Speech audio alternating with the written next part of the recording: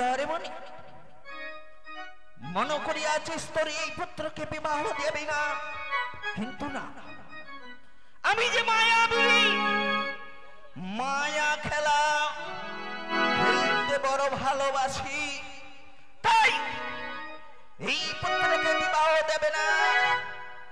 আমি জানি কি করে তোর পুত্রকে বিবাহ দিতে হয়, তাই পিতা বলেছে মোরে, ওরে কন্যা যদি পড়িস বিপদে একবার তোর দিদিরে স্মরণ করবি, উল্কার বেগে ছুটে আসবে তোর নিকট।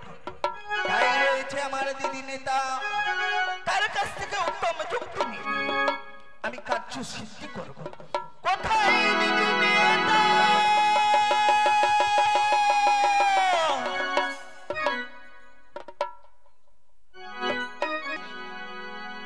সেজন্য হয়তো আমাকে ডাকছে। এ কি বোন পদ্মা? তবে চরণে প্রণাম হয় গো দিদি। চিরশিক্ষা ও গো দিদি, বল। মিছেই আমায় আশীর্বাদ দিদি। এ কি বলছিস? কেন জানো দিদি? কেন? এই জন্ম যে আমার বিফলে গেছে। এ কি বলছিস গো দিদি? আমি থাকতে তুই বিফলে কেন যাবি? তবে সবার কারণ বল। আমি প্রকাশ করে তোমায় বলি, বল। ও দিদি নেতা গো, আরে দেবী কুলে জন্মবি ফলে,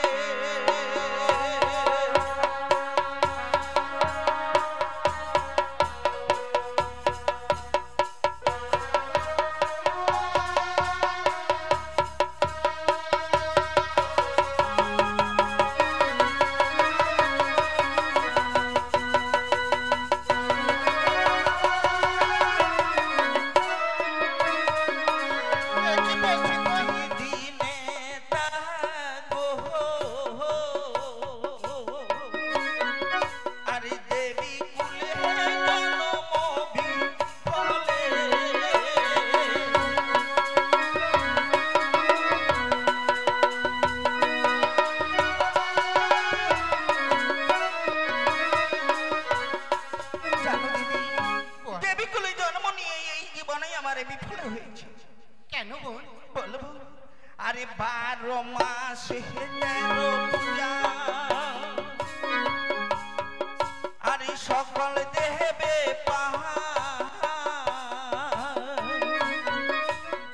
আমি দেবের কন্যা হইয়া ভাসিয়া বেড়া।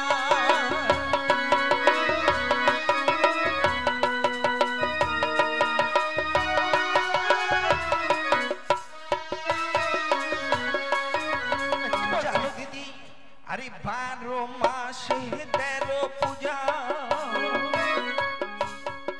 আরে সকল দেবে আমি দেবের কন্যা হইয়া ভাসিয়া বেড়া।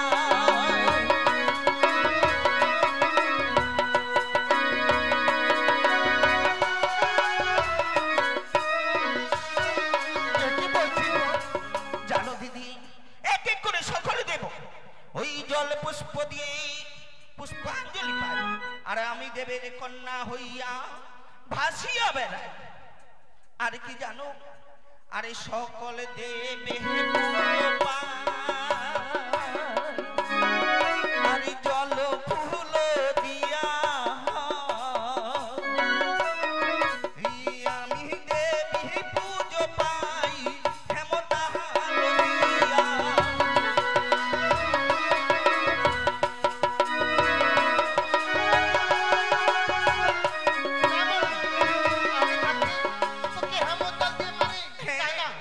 আরে বুদ্ধির অধিকার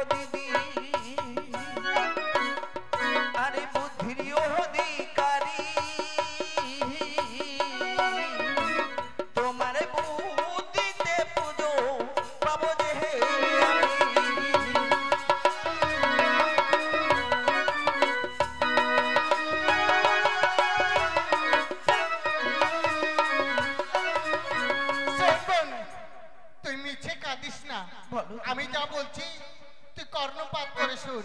তবে বলো দিদি, কি এমন কথা বলবে বলে আজ আমায় কর্ণপাত করে শ্রবণ করতে হবে?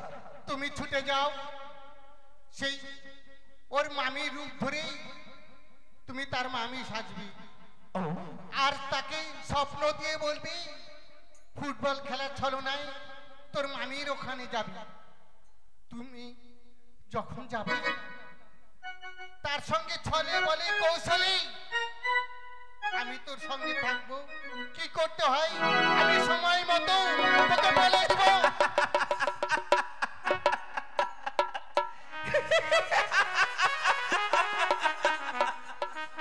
সত্যি বলেছ দিদি, উত্তম যুক্তি দিয়েছ।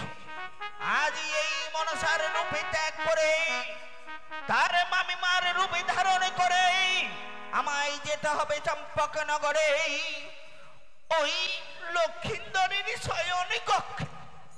সেইখানে গিয়ে লক্ষিন্দরকে স্বপ্ন দিয়ে আমায় পাঠাতে হবে মানসরোবরের কূলে। তারপরে যাব ওই কৌশিক নগরে কৌশল্যার নিকটে, সেইখানে গিয়ে আমায় কৌশল্যাকে স্বপ্ন দিতে হবে। সত্যি বলেছ, তাই বিলম্ব না করে হংসরথে করে আমি ছুটে যাব আজ ওই চম্পক নগরে।